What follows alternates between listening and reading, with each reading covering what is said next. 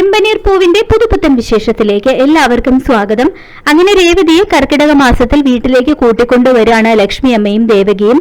വീട്ടിലെത്തിയ ഉടനെ തന്നെ അച്ഛന്റെ ഫോട്ടോയിൽ വിളക്ക് കൊളുത്തി പ്രാർത്ഥിച്ചതിന് ശേഷം അമ്മയുടെ മടിയിൽ കിടക്കുന്നുണ്ട് രേവതി. തുടർന്ന് രേവതിയുടെ മുടിയിൽ തഴുകിക്കൊണ്ട് അമ്മ പറയുന്നുണ്ട്, നീയും സച്ചിമോനും ഒരുമിച്ച് ജീവിതം തുടങ്ങി എന്നറിഞ്ഞതിൽ അമ്മയ്ക്ക് ഒരുപാട് സന്തോഷമുണ്ട് മോളെ. കുറച്ച് വൈകിയാണെങ്കിലും നിങ്ങൾ നല്ല രീതിയിൽ ജീവിച്ചു തുടങ്ങിയില്ലേ, അത് ഏതായാലും നന്നായി. പക്ഷേ രണ്ടുപേരും ജീവിച്ചു തുടങ്ങിയപ്പോ തന്നെ കർക്കിടക മാസത്തിന്റെ പേരും പറഞ്ഞ് രണ്ടുപേരെയും പിരിക്കേണ്ടി വന്നല്ലോ.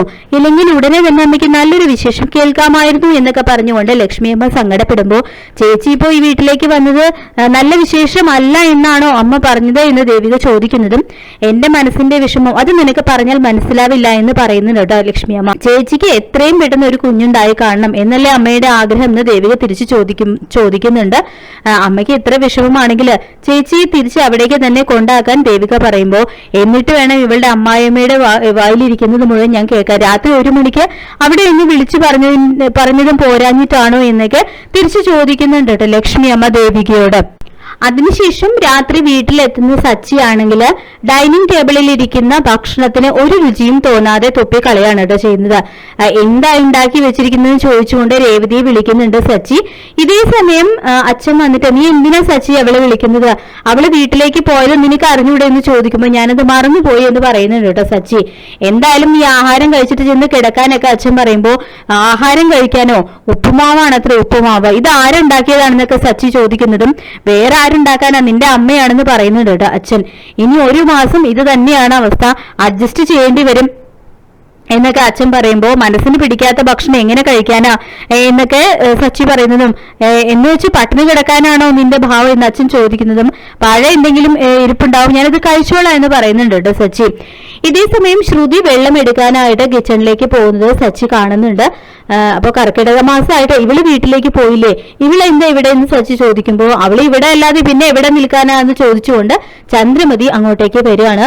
അപ്പൊ അച്ഛനല്ലേ പറഞ്ഞത് കർക്കിടക മാസത്തിൽ 1 മാസം കർക്കിടക മാസത്തിൽ ഒരുമിച്ച് കഴിഞ്ഞ് കുഞ്ഞുണ്ടായാൽ അത് നല്ലതിനാവില്ലെന്ന്, അതും പറഞ്ഞല്ലേ രേവതി ഇവിടെ നിന്ന് പറഞ്ഞു വിട്ടത്, പിന്നെന്താ ഇവളെ ഇവിടെ നിർത്തിയിരിക്കുന്നത്, ഇവളും ഇവളുടെ വീട്ടിലേക്ക് പോകട്ടെ എന്നൊക്കെ സച്ചി പറയുമ്പോ, അതിന് അവളുടെ അച്ഛൻ മലേഷ്യയിലല്ലേ, അവിടേക്ക് അങ്ങനെ പെട്ടെന്നൊക്കെ പോകാൻ പറ്റുമോ എന്ന് ചോദിക്കുന്നുണ്ട് കേട്ടോ ശ്രുതി.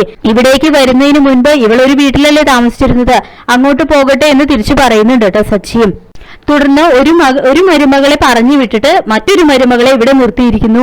ഇത് എന്തൊരു ന്യായ, ഭാര്യയും ഭർത്താവും കർക്കിടക മാസത്തിൽ ഒരുമിച്ച് കഴിയരുതെന്നല്ലേ നിങ്ങൾ പറഞ്ഞ സമ്പ്രദായം, എന്നിട്ടല്ലേ രാത്രിക്ക് രാത്രി അവളുടെ അമ്മയെ വിളിച്ചു വരുത്തി അവളെ ഈ വീട്ടിൽ നിന്നും പറഞ്ഞു വിട്ടതെന്നൊക്കെ സച്ചി ചോദിക്കുമ്പോൾ, അതും രാത്രി 1 മണിക്കെന്ന് രവീന്ദ്രനും കൂട്ടിച്ചേർക്കുന്നുണ്ട് കേട്ടോ. ഞങ്ങൾ എങ്ങനെയായാലും നിനക്ക് എന്താ ശ്രുതി എന്ന് പറഞ്ഞു, നമുക്ക് റൂമിലേക്ക് പോകാന്ന് പറഞ്ഞുകൊണ്ട് ശ്രുതിയെ വിളിക്കുന്നുണ്ട് കേട്ടോ. അപ്പൊ അവര് വിളിക്കുന്നതും അവരുടെ 2 പേരുടെയും ഇടയിൽ കയറി നിന്ന് അവരെ തടയുന്നുണ്ട് കേട്ടോ സച്ചി.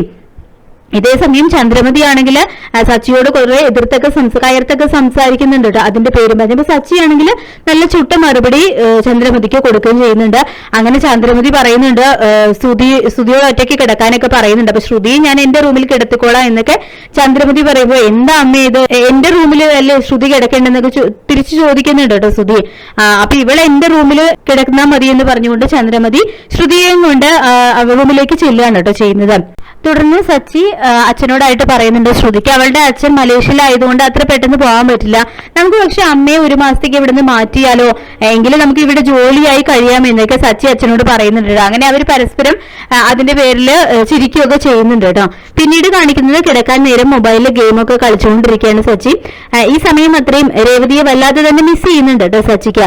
തുടർന്ന് രേവതി കിടക്കുന്ന ഭാഗത്തേക്ക് കുറെ നേരം നോക്കി നിന്നതിന് ശേഷം ലൈറ്റ് ഓഫ് ചെയ്ത് സച്ചി കിടക്കാൻ നോക്കുന്നുണ്ടെങ്കിലും സച്ചിക്ക് ഉറങ്ങാനേ കഴിയുന്നില്ല കേട്ടോ.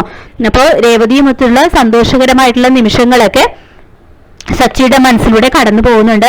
അപ്പൊ അതൊക്കെ ഓർത്തിട്ട് സച്ചിക്ക് ഒട്ടും ഉറങ്ങാൻ കഴിയുന്നില്ല, തിരിഞ്ഞു മറിഞ്ഞൊക്കെ കിടക്കുകയാണ് കേട്ടോ സച്ചി.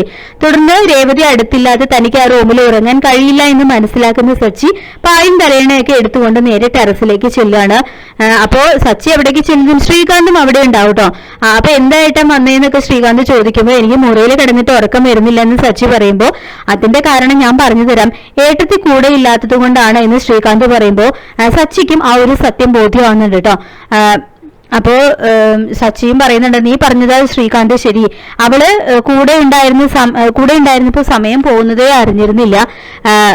അവളോട് വഴക്ക് കൂടുന്നത് തന്നെ ഒരു രസമായിരുന്നു. ഇപ്പൊ തീർത്തും ഒറ്റയ്ക്കായതുപോലെ ഇത്രയും നാൾ അവൾ കൂടെ ഉണ്ടായിരുന്നതായിരുന്നു എന്റെ പ്രശ്നം എന്നാണ് ഞാൻ കരുതിയത്. പക്ഷെ അതല്ല എന്നുള്ള സത്യം ഞാൻ മനസ്സിലാക്കുന്നു എന്ന് പറയുന്നുണ്ട് കേട്ടോ സച്ചി. അവള് കൂടെയില്ലാതെ എന്റെ മനസ്സ് എനിക്ക് ഒട്ടും കഴിയുന്നില്ല, തീർത്തും ഒറ്റപ്പെട്ടു പോയി എന്ന് പറഞ്ഞുകൊണ്ട് ശ്രീകാന്തിന് മുന്നിൽ തന്നെ മനസ്സ് തുറക്കാണ് കേട്ടോ സച്ചി ചെയ്യുന്നത്.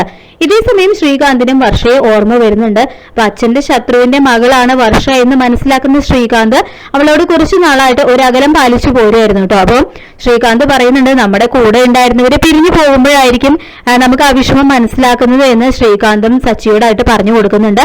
അങ്ങനെ ശരിക്കും രേവതിയെ മിസ് ചെയ്ത് വല്ലാതെ ഭ്രാന്ത് പിടിക്കുന്ന ഒരു അവസ്ഥയിൽ എത്തി നിൽക്കുകയാണ് കേട്ടോ സച്ചി. അപ്പൊ ഇതേ സമയത്താണ് രേവതി സച്ചിയെ വിളിക്കുന്നത്. അപ്പോ വളരെ സന്തോഷത്തോടു കൂടി തന്നെ ഇവൾക്ക് 100 ആയുസാണെന്ന് പറഞ്ഞുകൊണ്ട് സച്ചി കോൾ അറ്റൻഡ് ചെയ്യുന്നുണ്ട്. അപ്പൊ നിന്നെ കുറിച്ച് ഇപ്പൊ സംസാരിച്ചേ ഉള്ളൂ എന്നൊക്കെ രേവതിയോട് സച്ചി പറയുമ്പോ അപ്പൊ ഒറ്റയ്ക്കാണോ എന്ന് രേവതി ചോദിക്കുമ്പോൾ ഒറ്റയ്ക്കല്ല, ശ്രീകാന്തുമായിട്ട് സംസാരിക്കുകയായിരുന്നു, ശ്രീകാന്തും കൂടെ ഉണ്ടെന്ന് പറയുന്നുണ്ട് കേട്ടോ സച്ചി.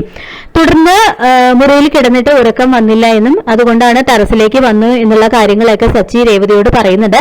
ശേഷം രേവതിയെ വല്ലാതെ മിസ് ചെയ്യുന്നു എന്നുള്ള കാര്യങ്ങളും കടകമാസം കഴിയാനൊന്നും നിൽക്കണ്ട, നാളെ തന്നെ തിരിച്ചു വരാനൊക്കെ രേവതിയോട് സച്ചി പറയുന്നുണ്ട്. ഇപ്പൊ രേവതിയും സച്ചിയെ ഒരുപാട് മിസ് ചെയ്യുന്നുണ്ട് എന്നുള്ള കാര്യം തുറന്നു പറയുന്നുണ്ട് കേട്ടോ. അങ്ങനെ ആ രാത്രി വെളുക്കുവോളം മനസ്സിലെ പ്രണയം പരസ്പരം പങ്കുവെക്കുകയാണ് കേട്ടോ സച്ചിയും രേവതിയും. അങ്ങനെ ചെമ്പനീർ പൂവിന്റെ വളരെ റൊമാൻറ്റിക് ആയിട്ടുള്ള എപ്പിസോഡുകൾ തന്നെയാണ് വരാനായിട്ട് പോകുന്നത്.